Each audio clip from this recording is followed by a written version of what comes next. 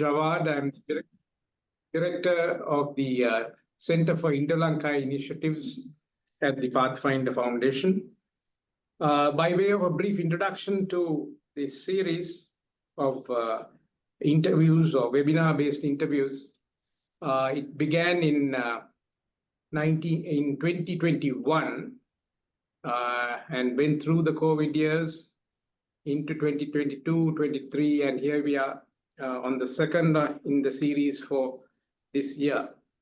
The purpose of these webinars is to encourage thinking among academics, students of foreign affairs, of regional affairs, and indeed policymakers in terms of Sri Lanka's engagement as an island nation in foreign affairs as it concerns us.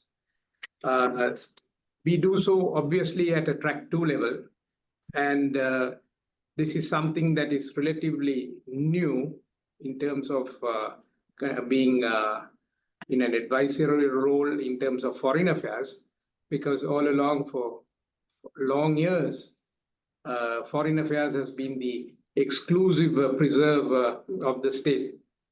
And as most of you would know or would agree with me, there is a lot that conversations like this, informal as they are, could contribute to foreign policy thinking, foreign policy formulation, and understanding foreign policy, which means to a great extent understanding what goes on in our neighborhood. Today we have a distinguished personage. He is Mr. Nitin Gokhale, who is a communications specialist, media entrepreneur, strategic affairs analyst, and author of more than a dozen books on military history, insurgencies, and wars. One of South Asia's leading strategic analysts, Gokhale has moved on from conventional media to become an independent media entrepreneur, running 3 niche digital platforms, namely Bharat Shakti, Star News Global, and Interstellar, besides undertaking consultancy and training workshops in communications for military institutions, corporates, and individuals. Starting his career in journalism in 1983, Mr. Gokhale has, in the past 41 years, traversed the entire spectrum across print, broadcast, and digital space. He is a specialist in conflict coverage and has lived and reported from India's northeast for 23 years between 1983 and 2006, being on the foreground at Kargil in the summer of 1999, and also brought us coverage of Sri Lanka's ethnic conflict, also known as Elam War 4, between 2006 and 2009. With that brief introduction, welcome, Mr. Gokhale. It's a pleasure to have you on this program.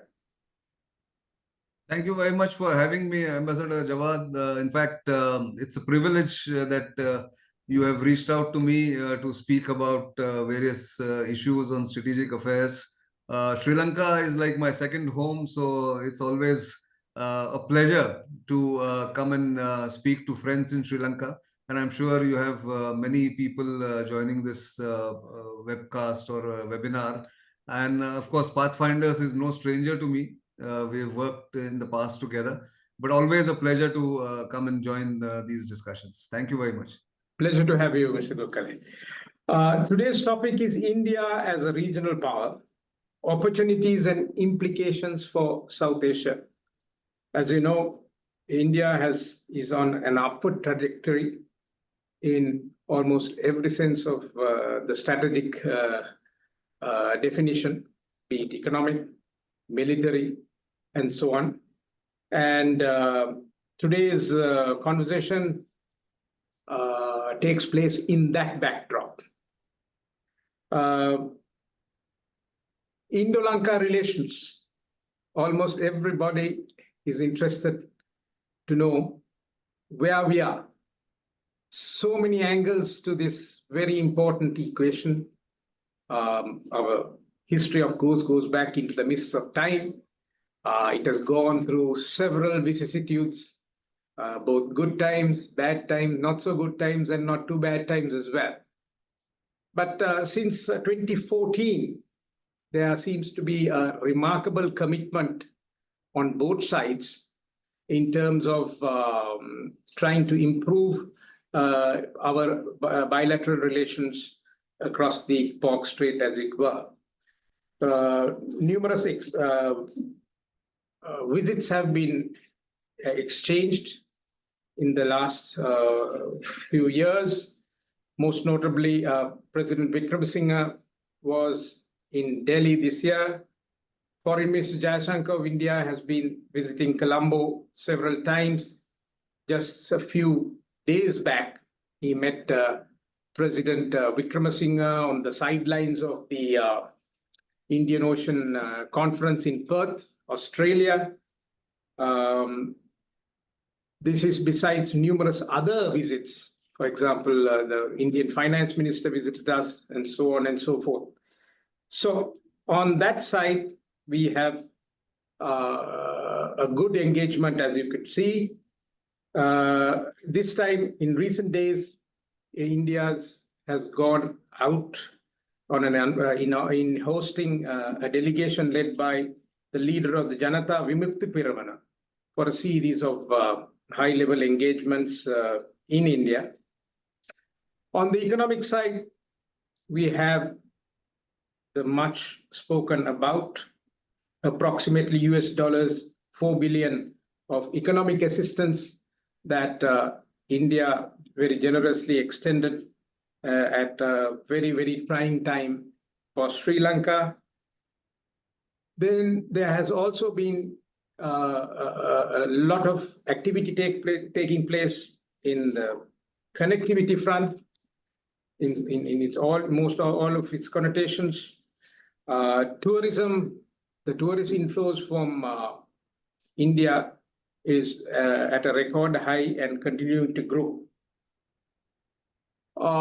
Despite all this, there seems to be, according to some, where we have spoken to both in Colombo and New Delhi, an underlying trust deficit. My question to you, Mr. Gokhale, is there such a trust deficit? And if it was there, how do we eliminate it? This is being posed in the interest of improving, giving new ideas or impetus to what promises to be a very promising relationship. Well, thank you for that question. I think you've given you laid the foundation of where the relationship is as far as best practices or good exchanges are concerned. Leaders, like you said, have spoken to each other. I was in Perth, in fact, for that Indian Ocean Conference where one could see the bonhomie. Your Foreign Minister Ali Sabri was also there. I could see a large delegation from Sri Lanka also.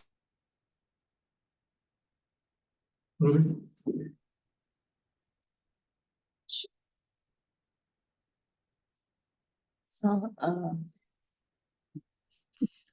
there are issues, there are elements on both sides who think that the big brotherly attitude of India really contributes to insecurities in Colombo and in the establishment in Colombo and amongst the people, which is not something which is surprising given the history of the Indian subcontinent. Take any other neighbor neighbor that India has, those insecurities do persist. Having said that, let me say that Indian-Sri Lanka relations are far more stable, far more deeper than any other relationship, except maybe India and Bhutan relationship in this region. And that there are reasons for it, of course. There are civilizational ties, there are cultural ties, There are historical relationship. There is a historical relationship between the two countries, notwithstanding the ups and downs over the past 50 years between the two nations. So how does one remove, if at all there are whatever lingering doubts about the trust between the two countries or between the two sides? There are 2 or 3 ways to do it. One, of course, to increase people-to-people contact, where not just tourists from India or tourists from Sri Lanka come to India and tourists from India go to Sri Lanka in larger numbers. That's one very obvious segment which can touch the sky with glory, like the Indian Air Force says in its motto. But there are other ways of increasing the trust between the two sides, and in that I include academic exchanges. I include NGOs and think tanks exchanges. I also would like to see more students studying from Sri Lanka, more Sri Lankan students studying in Indian academic institutions of both higher learning as well as in the degree courses, especially in fine arts and in history, in international relations. Also, I would think that the Sri Lankan tourism and the Indian government must work together on targeting tourists from tier 2 and tier 3 cities of India, which now have a large middle class, even upper middle class, with disposable income. And with the UPI app or a UPI payment system from India now becoming increasingly acceptable in Sri Lanka, that should not be a problem for Indian tourists spending larger amounts or almost equivalent amounts of money on tourism trips like the Europeans or even the South Asians. That would give fillip both to understanding Sri Lanka from an Indian point of view and also giving a fillip to the Sri Lankan economy, which needs whatever boost it can get. The other point that I want to make here to increase the trust between the two sides is to have frequent exchange of visits of high-level political leaders, both in the government as well as in the opposition on both sides. Again, and it was a good start to have the JVP leader coming and meeting different stakeholders in India, trying to understand what India thinks about JVP, and the Indians, or at least some of the decision makers in India, understanding what JVP stands for. I think that was a good beginning. Probably Sri Lanka can also invite some of the regional leaders in India from states like Tamil Nadu, from Kerala, from maybe Andaman and Nicobar Islands, and some of the lawmakers in the Indian Parliament to understand what are the issues. The pilgrimage, of course, pilgrimage tourism is a big one. Ramayana Trail can be a big draw for many Indian tourists because there is a resurgence of religious tourism or cultural tourism, civilizational tourism in India following the inauguration of the Ram Temple by the Prime Minister in January. So many aspects to it. Sports, of course, is a binding factor. Cricket, we play, both sides play cricket and play competitively, fiercely competitive rivalry, one can say, very healthy rivalry between the two cricket sides. And therefore, I would think these are some of the issues if you can work on. Whatever lingering doubts are there, they can be removed. And I think the last point I want to make is to try and increase the exchange and views and visits between leaders of Tamil Nadu, both socio-cultural, political leaders in Tamil Nadu, and leaders of the same segment in Sri Lanka, understanding Tamil Nadu and Tamil Nadu sentiments.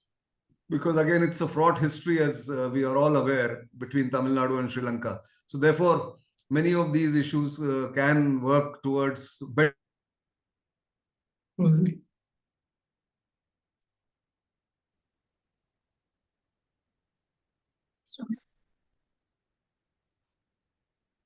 Yes. I think you made some good points, Mr. Gokhale. you spoke of the greater need for connectivity. And I must say that Pathfinder Shipping, one of the holding companies, institutions, is currently in the throes of establishing a ferry link between Rameswaram in India and Talamannar, Colombo in Sri Lanka.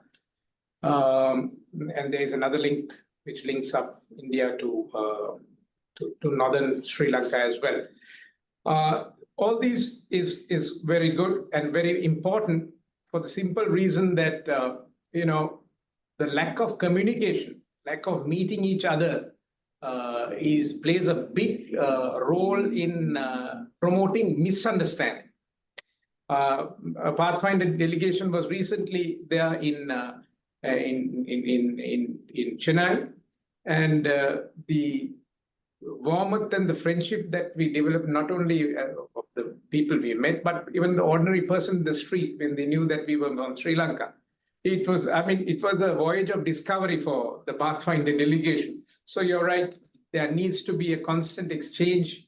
And if we can go down in the ranks into, people to people contact, ordinary people moving with each other, that would address this issue of this so-called distrust.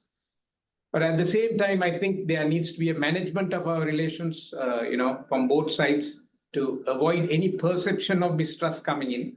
As you know, as a very senior journalist, news cycles thrive on negative news rather than positive news.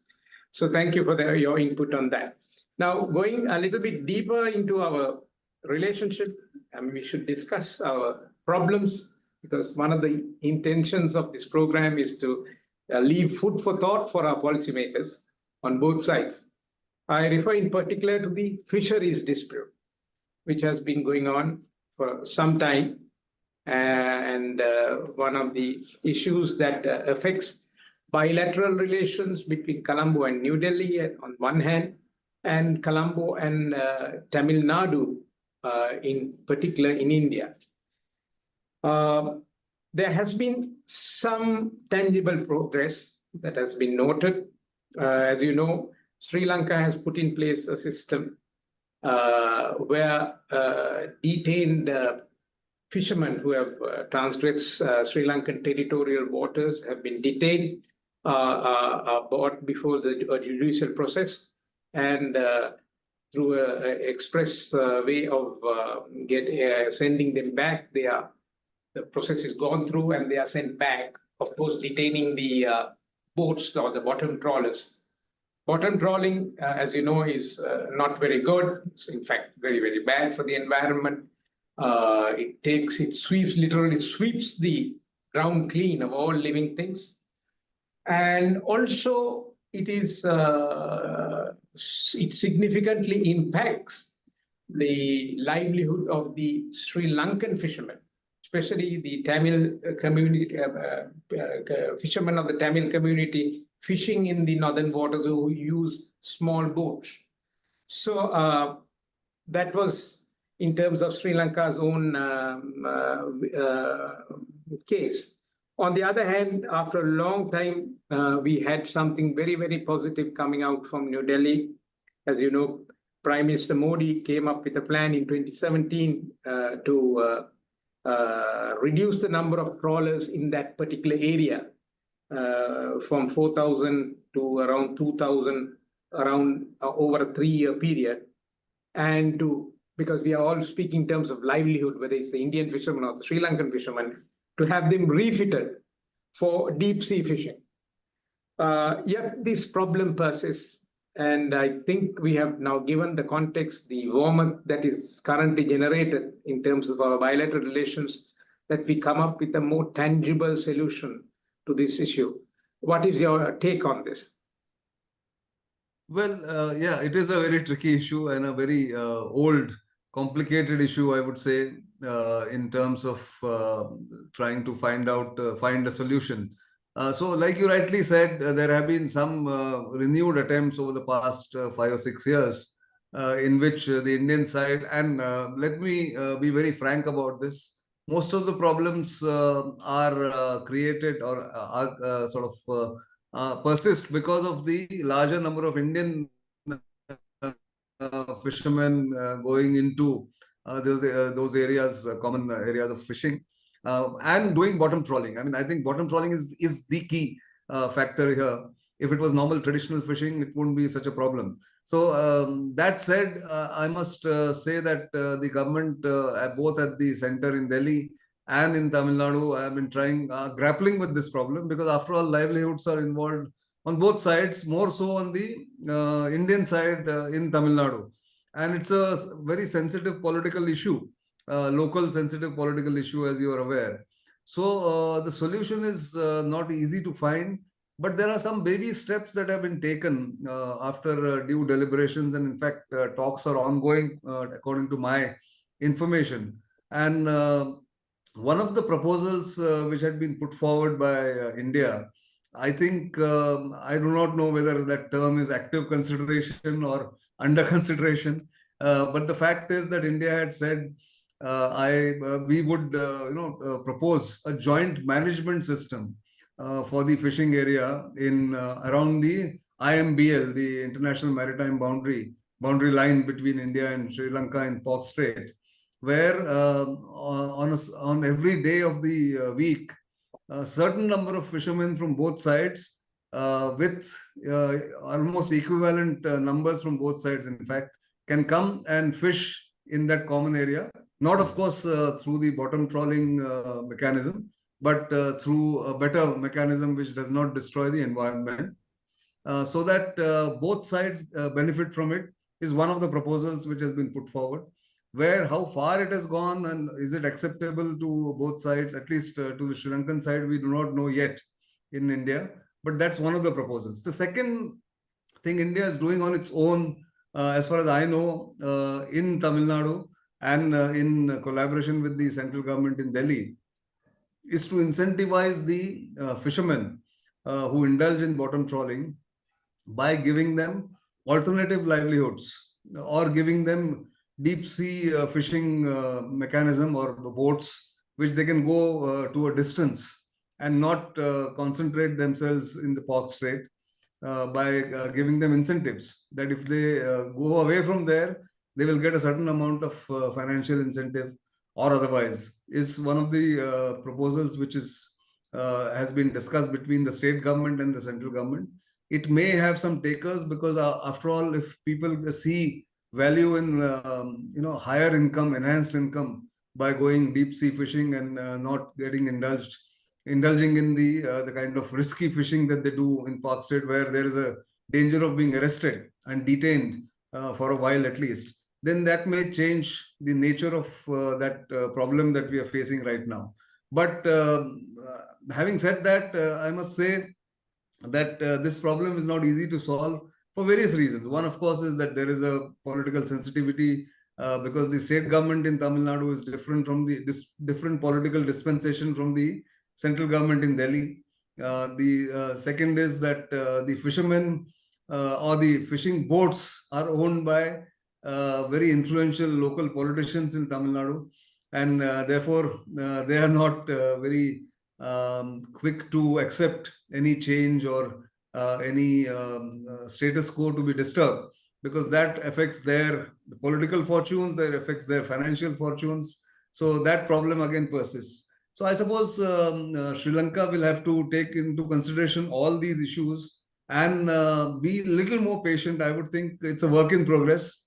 And I'm hopeful that with little more awareness, little more information going to the fishermen, little more persuasion from the Indian government, and the patience shown by Sri Lankan authorities, especially the Sri Lankan Navy, in trying not to provoke or not to arrest indiscriminately Indian fishermen, would go a long way in sort of minimizing this problem. I won't say it will solve the problem immediately, but let me be frank and say all that we can hope for at the moment, at least for the foreseeable future, is to minimize this problem. Beyond that, I really can't see beyond the horizon on this issue at the moment, really. Ambassador? Well, moving on to another aspect of India-Lanka relations is the 13th Amendment to the Sri Lankan Constitution. As you know, the background. It was something that came about as a result of the 1987 Indo-Lanka Accord, something that was deeply resented by the southern people of Sri Lanka. And for a long period of time since then, there has been three divergent views. The northern people, for whom it was meant to be some sort of succor, have said there is too little devolution. The southern people are saying there is too much devolution, very specifically police and land powers. The Indian government consistently, as to whoever was there running the government in New Delhi, had been consistently calling for the implementation of the 13th Amendment to the Constitution. So there's a clear imbroglio here. Any thoughts on how we could get past this? Because I think it's taken so long. It has been in the works for so long. It has lost traction, and in certain aspects, lost credibility also. So how do we move past the 13th Amendment? I think, yes, if I was in the Indian government, I would have said that there's no alternative but to implement it fully. Fortunately, I'm not part of the government, so I can, take a different line and say that, Indian government and Indian commentators or Indian politicians who insist on full implementation of the 13th Amendment have to be sensitive to Sri Lanka's sovereignty and the Sri Lankan Parliament's supremacy in this whole issue. And if the majority in the Sri Lankan Parliament does not agree to the full implementation of 13th Amendment, then I don't think it is feasible to expect this full implementation of the clause in the Indo-Lanka Accord. Again, it's something that is lingered on from the past. This was done at a time, this amendment was suggested at a time when the relations were fraught. The ethnic strife in Sri Lanka was not yet at its, it was, it was sort of simmering, but it wasn't at its peak at that point in time. Much water has flown down the river since then. And I think both the Southerners or the Sinhala majority in Sri Lanka and the Tamils in northern Sri Lanka are aware of the realities, really. There has to be a middle ground somewhere. And I think it will take all the sagacity, all the wisdom of the Sri Lankan Parliament, Sri Lankan political leaders on all stakeholders, actually, of all political hues, to come up with a middle ground, I would say. After all, Sri Lanka is a Buddhist country, Buddhist majority country. Middle ground is something that Buddhism preaches. At least the Dalai Lama preaches the middle ground in most of his sermons and his philosophy. And I don't see why a middle ground could not be found. Give maximum autonomy. I can give you an example of what has been done in India's Northeast, for instance. It has been simmering for the past more than 75 years, various insurgencies, and I was privileged to be stationed in India's Northeast for 23 years, reporting on the ground from there. And I've seen the aspirations, the ambitions of insurgent leaders turned political leaders being accommodated in our Indian Constitution, which is so flexible and so accommodative that their aspirations, both political, ethnic, and religious aspirations, have been accommodated in the Constitution, or because of the provisions that exist in the Constitution. So something similar, perhaps a reconciliation kind of a approach to this issue, which has created so much bad blood between the two, I would say the largest majority and the second largest majority in Sri Lanka has created for so many years, can be found. Constitutions are, after all, living documents which can be flexible, which can be accommodative. And I think wisdom requires, there's a requirement of wisdom on all sides, really, including Indian political leaders, Indian decision makers who keep on insisting on full implementation without realizing that this is an impossible task for any president. Even if the president, he or she in Sri Lanka has the full majority, it's not going to be politically prudent or politically practical to actually implement that 13th Amendment. So some practical solution will have to be found. Maximum autonomy to be given to the Tamils, for instance, without compromising on the sovereignty of Sri Lanka, or without appearing to be divisive, has to be found somewhere. And I think the majority will, the people will also then agree on both sides of the divide, if there is a divide. I also think sometimes this divide is exaggerated. If you see the social fabric in Sri Lanka, despite all the ups and downs, there is enough harmony and enough, I would say, interaction between the two communities or the three communities. And therefore, I am hopeful. I am a very optimistic person. I may appear to be very idealistic here, but I'm also being very practical, that this is the only way forward where a middle ground has to be found. I don't know whether I've given you the answer. Thank you. Thank you. Yeah.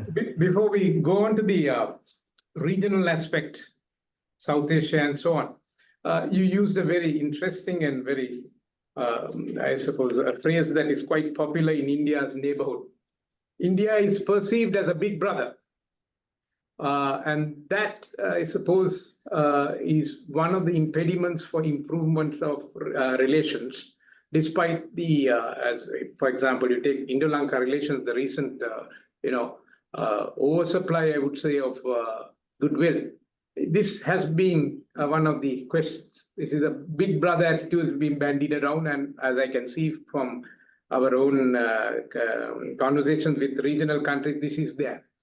That being so, you have on the other side India's growing reputation as a regional power, and the fairly nascent view that countries surrounding India need to join up with India for the common good.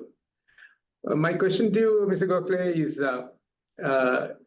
is the establishment in New Delhi aware of this and the need to recorrect this, perhaps from being referred to more than the elder, as a big brother to more like an elder brother?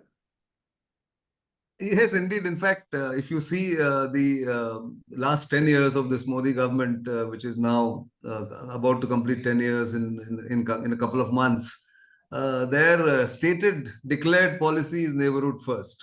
Not that earlier governments didn't do it, but this is an absolutely declared policy. And they have tried to implement that policy in letter and spirit. Earlier in our short history and a very turbulent history in the what used to be popularly known as the Indian subcontinent, now better described as South Asia, that change in nomenclature itself is an indication that India doesn't want to impose itself on everything around its periphery, all the countries around its periphery. So I think there is a change in attitude and more nuanced understanding of what relationship India must have with its neighbors, both at the political level, at the bureaucratic level, and amongst the people. I think the earlier big brother attitude, as I described it also, and like you referred to it, is that there was a lack of there was lack of understanding amongst the common people. There was a sense of arrogance and hubris amongst our administrators and decision makers. And the political class went by what advice they got from the mandarins, the bureaucrats really that time.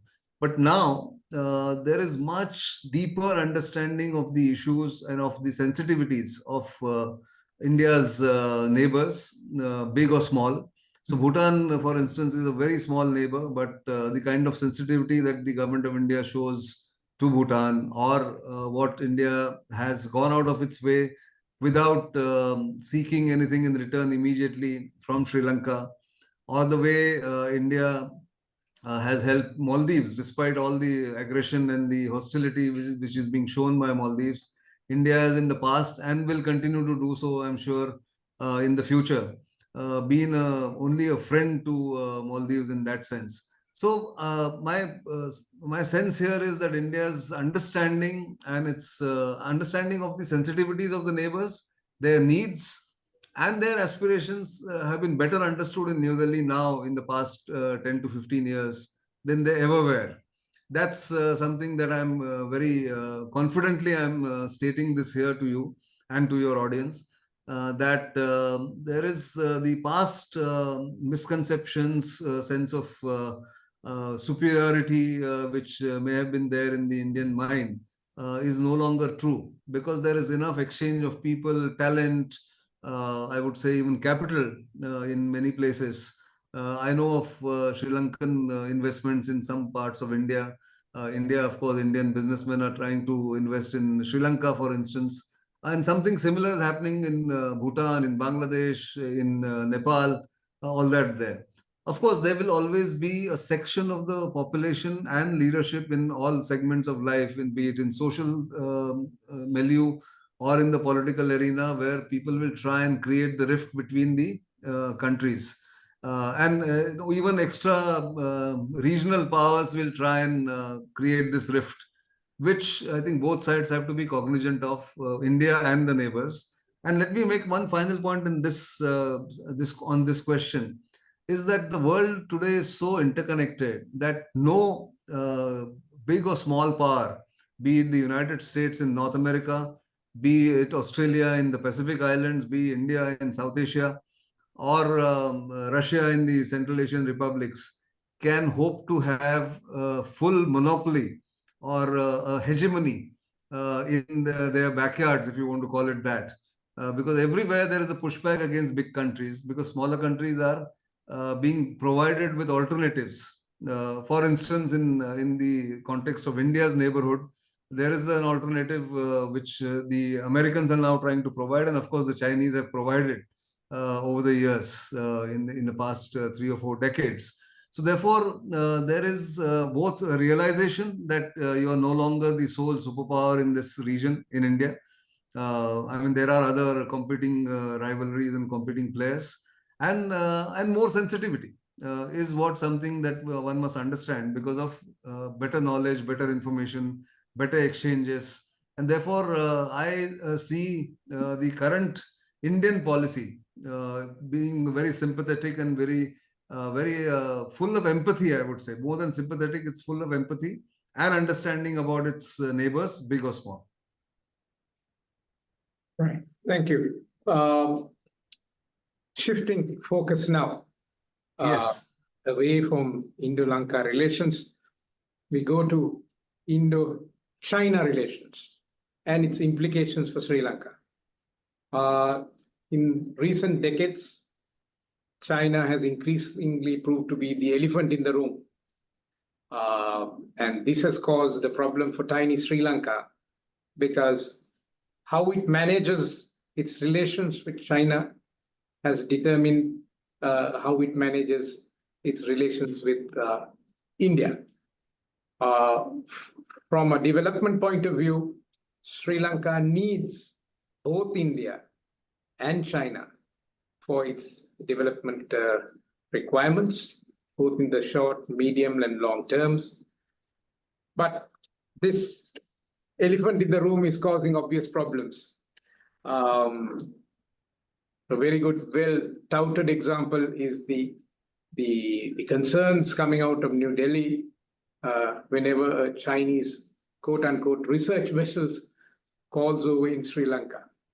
Now, one thing that everybody has noticed is sometimes, even before the government of India could react, the Indian media has gone to town. You as a media specialist would know that better than us. And that has set the tone to determining the response, which is largely believed to be coming out of New Delhi. So on the other hand, in terms of Sri Lanka's relations with China, we have invested heavily in our ports. The latest is, of course, the Hambantota port, the Colombo port. We are jointly developing with so many other institutions from countries like India and China and so on. How do we get away from this hype and work together in terms of all three countries concerned in addressing, of course, India's legitimate security concerns, Sri Lanka's own strategic interests, and China's presence in this part of the world, which is now, for all intents and purposes, a fait accompli. How do we balance this out? It's a very, very tough ask, but is there any way that we could balance it out? I think there's already a way forward that has been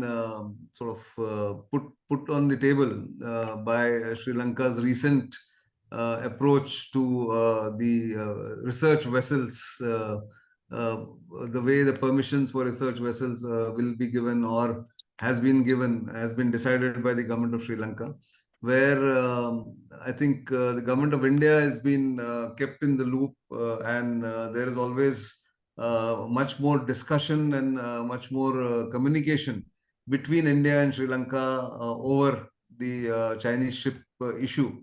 And some protocol has been, according to what one sees in the Sri Lankan media, as well as what we know from track 1.5 and otherwise discussions, that some kind of a protocol has been put in place in consultation between New Delhi and Colombo, which should ease the tendency to be surprised or taken by surprise in both capitals. So there is at least that predictability which is being sought to be brought in, which will ease the tension, which will have no ups and downs in the relationship over one particular issue of the ships coming in there. If there is a timetable available and if the details of ships coming from China are available to India, and if prior consultations have taken place, I suppose India also realizes that ultimately it's a sovereign decision of Sri Lanka to allow those vessels or not allow those vessels. And Indian ships are also then welcome, as many Sri Lankan analysts and commentators and some of the people in the establishment have noted. I think there is some kind of an arrangement that has been put in place, which should ease that suddenness or that hype that got created over the past 2 or 3 years. And twice, in fact, it became almost an issue that could break or make the relationship between India and Sri Lanka. That has been put in place.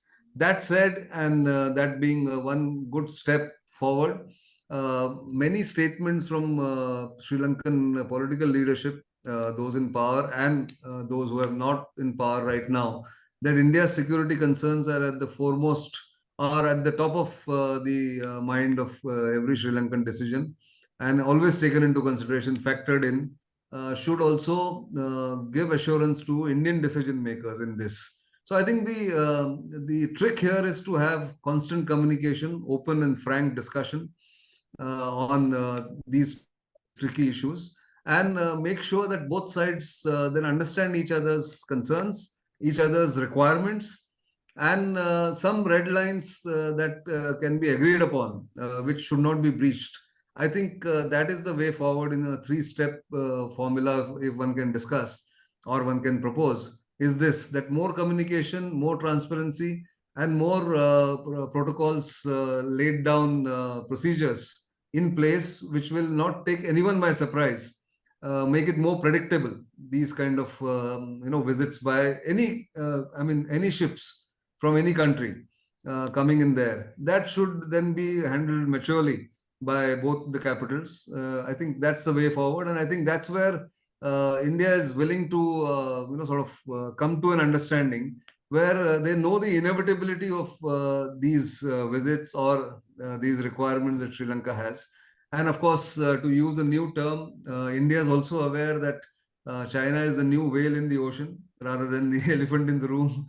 And so one can, like the ecosystem under the sea, one can live together in coexisting while knowing each other's strengths and weaknesses.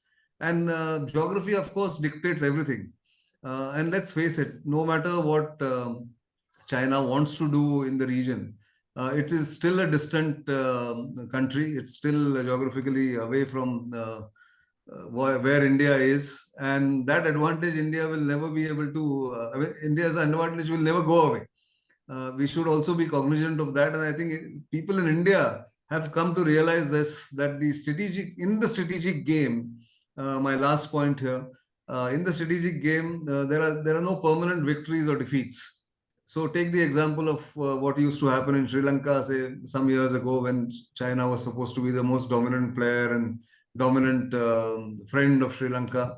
And yet India knew that it had no alternative but to help the closest neighbor in its time of crisis without any strings attached. Something similar can be said about Nepal. Something similar can be said about India, Maldives relationship.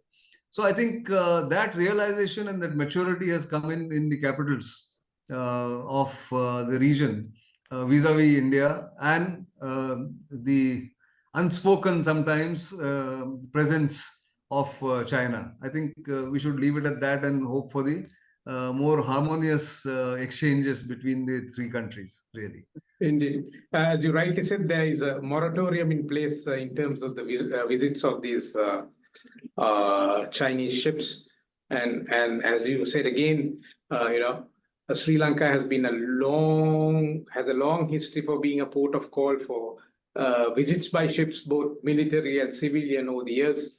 It has brought in a lot of revenue, and I'm sure whoever the government in Colombo would like to continue that revenue generation mechanism. At the same time, of course, Sri Lanka is duty bound to ensure that none of these operations are not only in shipping, but whatever other areas that we bear in mind New Delhi's legitimate security considerations. So, and as long as there is understanding on these matters between the two capitals, I think we could make progress. Good. Now, we move on to regional organizations.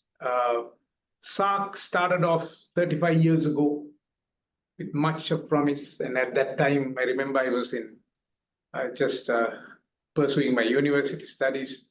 It was spoken of as being the next ASEAN. But 35 years on, we are basically where we started. No progress at all.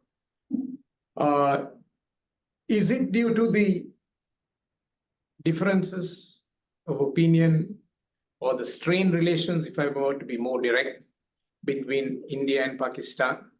Or is there sort of so many regional issues among member states that's contributing to this? Well, the topmost reason, of course, is the strained and hostile relationship between India and Pakistan, especially in the last decade. SAARC was splittering along until 2014, 2013. But ever since this government has come, it has made it a policy not to encourage talks with Pakistan or have even any semblance of normal relationship with the normal in the conventional sense relationship with Pakistan. So that certainly impacts SAARC because these two are also the big countries amongst the other members. So that's one.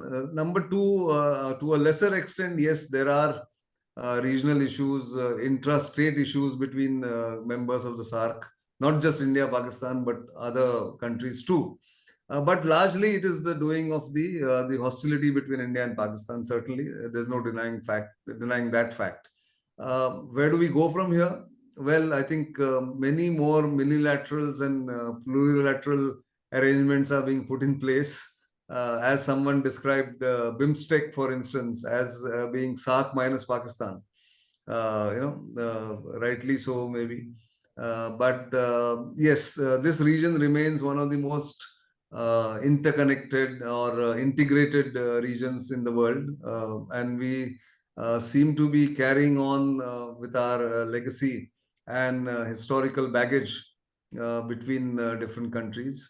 There used to be a problem even between India and Bangladesh, for instance, until some years ago. But now there's transit rights and more connectivity projects have been put in place. So therefore, things have changed over the years between the two countries, despite some of the hostility and some of the difficulties that they faced.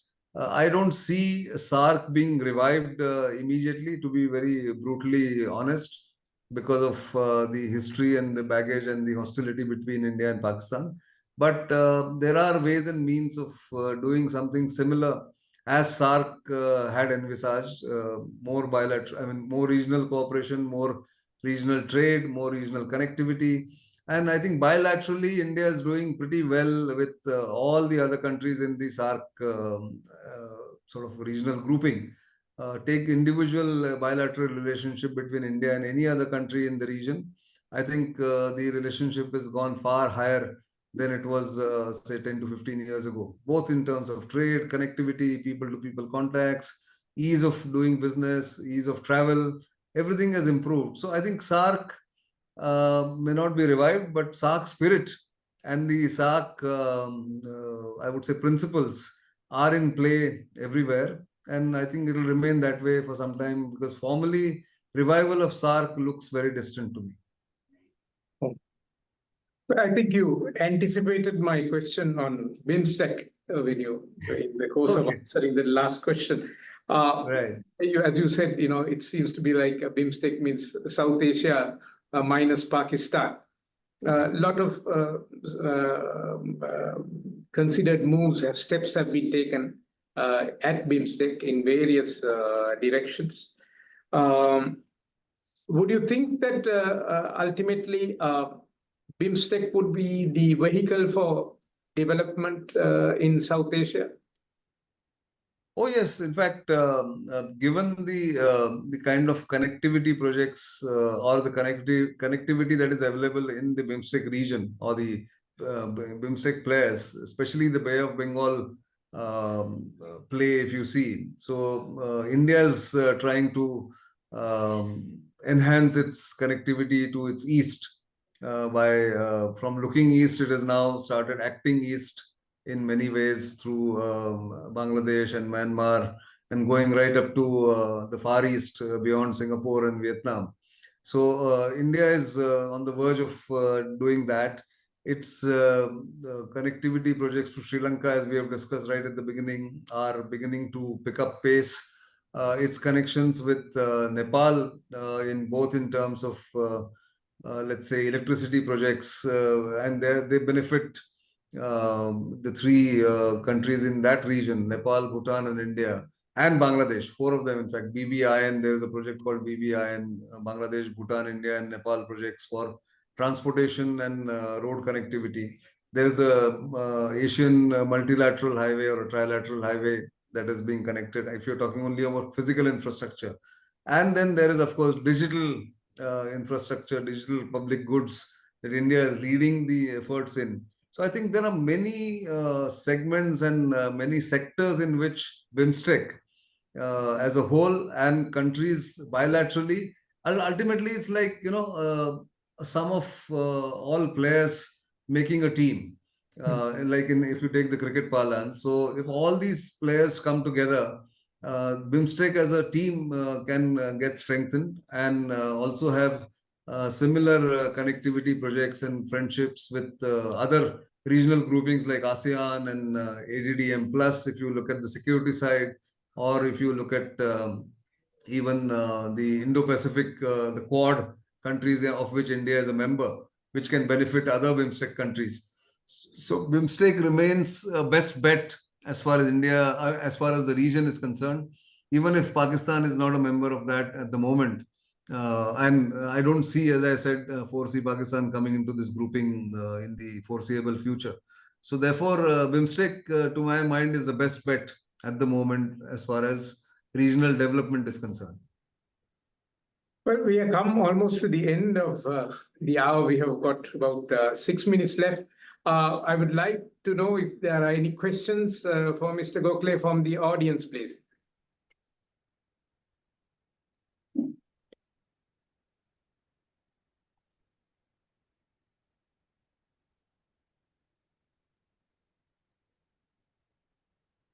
No questions?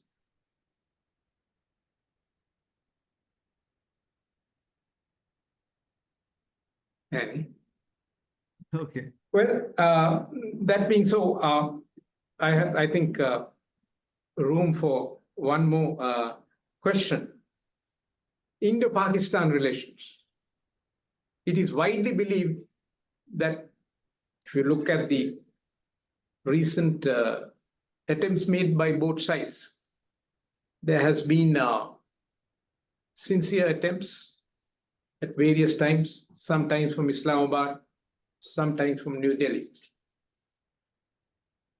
There is also a perception that the Pakistan army is the biggest problem or biggest impediment towards better Indo-Pakistan relations.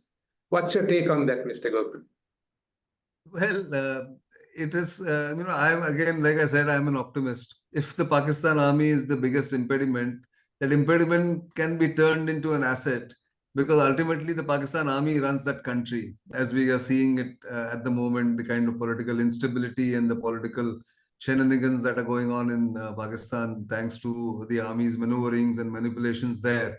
So if that be the case, I think there is a realization in India too, that ultimately it has to, if now that's a big if the Indian leadership decides to sort of revive the India-Pakistan relationship, then the road to that revival will lie through Rawalpindi rather than Islamabad. And that's because GHQ, the General Headquarters of Pakistan Army, holds all the aces and holds the whip, if I may say so, as far as foreign policy and defense policies are concerned, vis-a-vis its policies towards India, and for that matter, any other country. So therefore, India will probably wait. India is also going to get into the election cycle soon. And until the next government comes in, I don't see any revival, positive revival between India and Pakistan happening.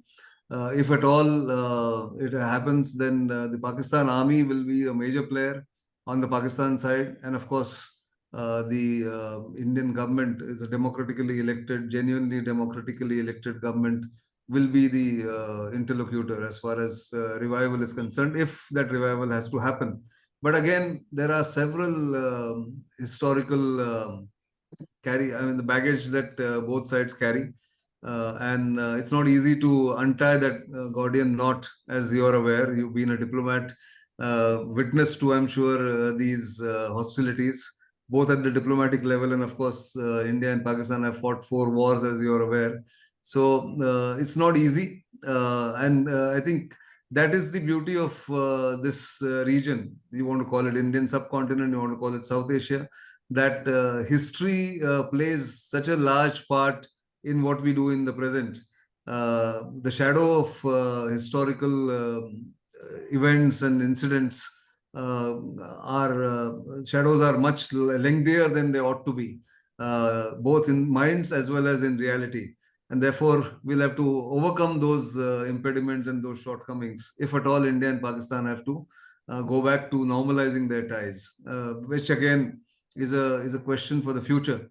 But at the moment, the frost or the frostiness between the two sides remains as it has been for the past 7-8 years. Well, one of the sayings in international relations is never say never. If you were to have a crystal ball on your table and look into it, where would you see Indo-Pakistan relations, say, in 25 years' time? Well, I think the dictates of time and with fading memory of what began as a feud in 1947. So maybe 25 years' time, many of those people who carried that baggage or who dictated those terms on both sides would be gone. And therefore, depending on where India now sees itself in terms of being a more developed country, a more powerful, economically powerful and militarily strong country, I think India will like to see that its neighborhood is peaceful. And one of those pieces would be in place if relationship between India and Pakistan is normalized. But there is a caveat here, and I say this on many occasions, is that Pakistan for India now, in the current context, in the past, say, a decade or so, is the subset of the China challenge, which is India's primary challenge. The primary challenger to India today is not Pakistan, which used to be the case till about 20 years ago or 15 years ago. Now it's the subset and a minor subset of the China challenge. Now, how India manages its relationship with China and how it manages its problems on the border and otherwise with China will determine which way the India-Pakistan relationship goes, is my prognosis, if not crystal gazing. But that's what I would think, really. Well, the 1 hour is up, I think, as we speak. So it's 4:31. It's been a pleasure, Mr. Nitin Gokhale, in having you in our program. Thank you very much for sharing your perceptions and more wisdom on so many areas that affect Sri Lanka, in the Sri Lanka relations, regional ties, and so on. It has been a pleasure hosting you, and thank you very much from Pathfinder Foundation. It's been my pleasure, and thank you for all the very relevant and proper questions. It was a pleasure to discuss this with you. Thank you very much, Ahmed A. Thank you. Have a nice day. Thank you.